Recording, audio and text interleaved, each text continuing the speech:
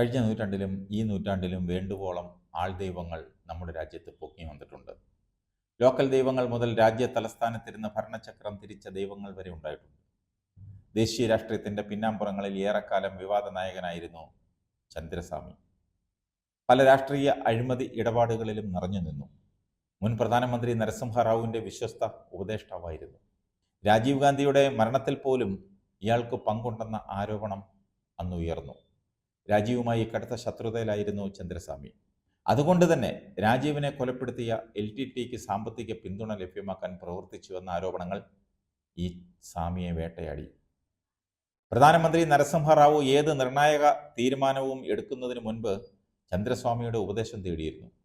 രാജ്യം ഗുരുതര സാമ്പത്തിക പ്രതിസന്ധിയിലേക്ക് പോയപ്പോൾ സ്വർണം വിൽക്കാൻ കേന്ദ്ര മന്ത്രിസഭ തീരുമാനിച്ചുവെങ്കിലും പ്രധാനമന്ത്രി നരസിംഹറാവു അന്നത്തെ ധനമന്ത്രി മൻമോഹൻ സിംഗിനോട് ബ്രൂണൈ സുൽത്താനെ പോയി കാണാൻ ആവശ്യപ്പെട്ടു. സ്വാമിയുടെ ഉപദേശപ്രകാരമായിരുന്നു അത്. എന്നാൽ സിംഗ് വഴങ്ങിയില്ലെന്നത് ചരിത്രം. രാജസ്ഥാനിലെ ഇടത്തരം കുടുംബത്തിൽ 1948 സെപ്റ്റംബർ 29 ജനിച്ച നിമിചന്ദ് പിന്നീട് ലോകം കണ്ട വലിയൊരു ഉപജാപകരിൽ ഒരാളായ ചന്ദ്രസ്വാമിയായി വളർന്നത് അവിശ്വസനീയമായ കഥയാണ്. മുൻ പ്രധാനമന്ത്രി S ചന്ദ്രശേഖറിൻ്റെയും ഏറ്റവും അടുത്ത വിശ്വസ്തനായിരുന്നു. ചന്ദ്രശേഖർ പ്രധാനമന്ത്രിയാകുമെന്ന് സ്വാമി നേരത്തെ പ്രവചനം നടത്തിയിരുന്നതായി സ്വാമിയുടെ അനുയായികൾ പറഞ്ഞു പരത്തിയിരുന്നു. കൈരേഖ നോക്കി പ്രവചനം നടത്തുന്നതിൽ മിടുക്കനായിരുന്നു സ്വാമി. 3 പ്രവചനങ്ങളാണ് ഇദ്ദേഹത്തിൻ്റെ തലവര മാറ്റിമറിച്ചത്. ജിമ്മി കാർട്ടർ US പ്രസിഡന്റാകുമെന്ന് അമ്മ ലിലിയൻ കാർട്ടറുടെ കൈനോക്കി പറഞ്ഞതാണ് അതിലൊന്ന്. പിന്നീട് കാർട്ടറുടെ സ്ഥാനാരോഹണ ചടങ്ങിൽ മുഖ്യാതിഥികളിൽ ഒരാളായിരുന്നു ചന്ദ്രസ്വാമി. ചരൺ സിംഗ് പ്രധാനമന്ത്രിയാകുമെന്ന് പ്രവചിച്ചതും ബ്രൂണൈ സുൽത്താൻ്റെ കൈനോക്കി ഭാര്യയുടെ രോഗം എന്ന് ഭേദപ്പെടുമെന്ന് കൃത്യമായി പ്രവചിച്ചതും കുറിക്കുകൊണ്ടു. താന്ത്രിക വിദ്യകളിൽ അസാമാന്യ കഴിവുണ്ടായിരുന്നു. സ്വാധീന കേന്ദ്രങ്ങളിൽ കടന്നു ചെല്ലാൻ ഇതെല്ലാം വേണ്ട വിധത്തിൽ ഉപയോഗിക്കാനും ഇയാൾക്ക് കഴിഞ്ഞിരുന്നു. അധികാര കേന്ദ്രങ്ങളുമായുള്ള അടുപ്പം ഉപയോഗിച്ച് ഇടപാടുകൾ നടത്തി കമ്മീഷൻ അടിക്കുന്ന പരിപാടിയും ചന്ദ്രസ്വാമിക്കുണ്ടായിരുന്നു. 1996 ലണ്ടൻ വ്യവസായിയെ കബളിപ്പിച്ച കേസിൽ ഇദ്ദേഹം അറസ്റ്റിലായി. വിദേശ നാണ്യ വിനിമയ ചട്ടം ലംഘിച്ചതിൻ്റെ പേരിൽ തുടർച്ചയായി പ്രതിപ്പട്ടികയിലുമായി. 2017 മെയ് മാസത്തിൽ ഹൃദ്രോഗം മൂലം ഡൽഹിയിലെ ആശുപത്രിയിൽ വെച്ച് മരണമടഞ്ഞു. സ്വാമിയുടെ പിന്മുറക്കാരായി വന്ന 2 ദൈവങ്ങൾ അദ്ദേഹത്തെയും കടത്തിവെട്ടുന്ന കാട്ടുകള്ളന്മാരും നരാധന്മാരുമായി മാറിയ കാഴ്ചയും രാജ്യം കണ്ടു.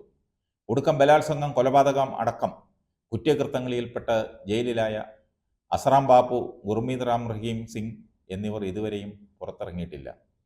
എന്ത് തന്നെയായാലും തള്ളിപ്പറയാത്ത അനുചരവൃന്ദമാണ് ഇക്കൂട്ടരുടെ ഏറ്റവും വലിയ ബലം.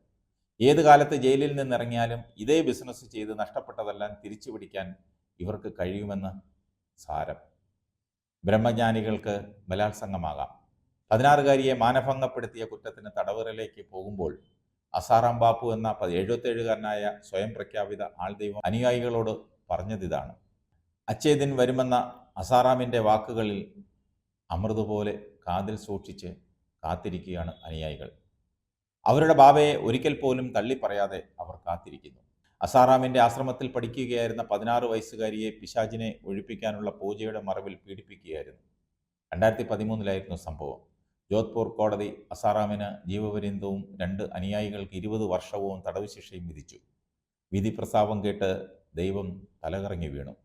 ഹിന്ദു, മുസ്ലിം, സിഖ് പേരുകൾ ഒരുമിച്ചാക്കി എല്ലാ മതക്കാരെയും ചാക്കിട്ട് അവരുടെ രക്ഷകനായി അവതരിച്ച ആൾദൈവമാണ് ഗുർമീത് റാം റഹീം. ആത്മീയത മറയാക്കി ലൈംഗിക ചൂഷണങ്ങളും കൊലപാതകങ്ങളും നിർബന്ധിത വന്ധ്യീകരണവും ഉൾപ്പെടെ കൊടും കുറ്റകൃത്യങ്ങൾ ചെയ്തു. അനുയായികളായ 2 സ്ത്രീകളെ പീഡിപ്പിച്ച കേസിൽ 20 വർഷം തടവും 30 ലക്ഷം രൂപ പിഴയുമാണ് 2017 ഓഗസ്റ്റിൽ CBI പ്രത്യേക കോടതി വിധിച്ചത്. ഇതോടെ അനുയായികൾ അഴിഞ്ഞാടി. 30 പേര് കൊല്ലപ്പെടുകയും 250ഓളം പേർക്ക് പരിക്കേൽക്കുകയും ചെയ്തു. ആ കലാപത്തിനാണ് രാജ്യം സാക്ഷിയായത്. ഒരു നടിയുമായി ലൈംഗിക ബന്ധത്തിൽ ഏർപ്പെടുന്ന ദൃശ്യങ്ങൾ പുറത്തു വന്നതോടെ രാജ്യം വിട്ട് രക്ഷ തേടിയ ദൈവമാണ് സ്വാമി നിത്യാനന്ദ അഥവാ പരമഹംസ നിത്യാനന്ദ. തെക്കേ ഇന്ത്യയിലെ സ്വയം പ്രഖ്യാപിത ദൈവവും ബംഗളൂരുവിലെ ധ്യാനപീഠം എന്ന ആഗോള സംഘടനയുടെ ആചാര്യനും ആയിരുന്നു. ഇപ്പോൾ വിദേശത്തിരുന്ന് അന്തം വിട്ട പ്രഭാഷണങ്ങളിലൂടെ ഭക്തരെ പ്രചോദിപ്പിക്കുന്നുമുണ്ട് ഈ സ്വാമി. നമ്മുടെ കൊച്ചു കേരളത്തിലും മുക്കിലും മൂലയിലും ആൾദൈവങ്ങളുണ്ട്. രാഷ്ട്രീയ നേതാക്കളെ മുതൽ ഉന്നത ഉദ്യോഗസ്ഥരെ വരെ, അതായത് IPS ഉദ്യോഗസ്ഥരെ വരെ കാലുപിടിപ്പിക്കാനും മുട്ടിലിഴയ്ക്കാനും ഒക്കെ കപ്പാസിറ്റി ഉള്ളവർ. അങ്ങനെ സന്യാസ പരിവേഷം കെട്ടി നിറഞ്ഞാടിയ ആൾദൈവമായിരുന്നു സന്തോഷ് മാധവൻ എന്ന സ്വാമി അമൃത ചൈതന്യം. എറണാകുളത്ത് ശാന്തിതീരം ആശ്രമം എന്ന് പേരിട്ട് നടത്തിയ അയാളുടെ നക്ഷത്ര സംവിധാനത്തിൽ കൊച്ചു പെൺകുട്ടികൾ അടക്കമുള്ളവരെ പാർപ്പിച്ച് നടത്തിയ സേവകൾക്കൊടുവിലാണ് കേസിൽപ്പെട്ടത്. ഉന്നത പോലീസ് ഉദ്യോഗസ്ഥർ ഉൾപ്പെടെ ധാരാളം പേർ ശിക്ഷയ്ക്കിണത്തിലുണ്ടായിരുന്നുവെങ്കിലും ആർക്കും മുന്നിട്ടിറങ്ങി മുൻപോട്ട് വന്ന് രക്ഷിച്ചെടുക്കാൻ ധൈര്യമില്ലാതെ പോയതുകൊണ്ട് മാത്രം സ്വാമി ഏറെക്കാലം പൂജപ്പുരയിലെ ചപ്പാത്തി കഴിക്കേണ്ടി വന്നു. കട്ടപ്പന 20 ഏക്കറിലെ ദരിദ്ര കുടുംബത്തിൽ നിന്നെത്തി ഒരു പതിറ്റാണ്ടിലേറെ കൊച്ചിയുടെ പളവളപ്പിൽ അഴിഞ്ഞാടിയ അമൃത ചൈതന്യ ഒടുവിൽ കഴിഞ്ഞ മാർച്ച് 6-ാം തീയതി അരങ്ങൊഴിഞ്ഞു. എന്തിനുമേതിനും പരിഹാരക്രിയകളും ക്വിക്ക് ഫിക്സ് ഉത്തരങ്ങളും നൽകുമെന്ന ദൈവങ്ങളുടെ വാക്ക് കേട്ട് ജനങ്ങൾ സ്വയമേ ഇവരുടെ താവളങ്ങളിലേക്ക് ഒഴുകി എത്തുകയാണ്. കാര്യസാധ്യത്തിനുള്ള നേർച്ചകൾ, വഴിപാടുകൾ, പ്രശ്നം, യാഗം, ഹോമം, കലശം, കരിസ്മാറ്റിക് ധ്യാനങ്ങൾ തുടങ്ങിയവയിലൂടെ മനുഷ്യ ദൈവങ്ങൾ പരിഹാരം നൽകുന്ന ധാരണയിലാണ് മിക്ക ഭക്തരും ഇവരുടെ അടുത്തേക്ക് ഓടിയെത്തുന്നത്. യുക്തിയേക്കാൾ അന്ധമായ ഭക്തിയാണ് ഇവരെ നയിക്കുന്നത്.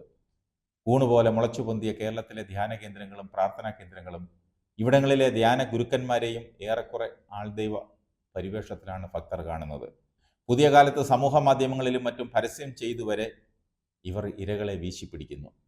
കേരളത്തിലെ ചില ദൈവങ്ങൾ വിദേശത്തു നിന്നുള്ള സംഭാവനകൾ വാരിക്കൂട്ടി കോളേജുകളും മൾട്ടി സ്പെഷ്യാലിറ്റി ആശുപത്രികളും തുടങ്ങി കോടീശ്വരരായ ചരിത്രം നമ്മുടെ മുന്നിലുണ്ട്.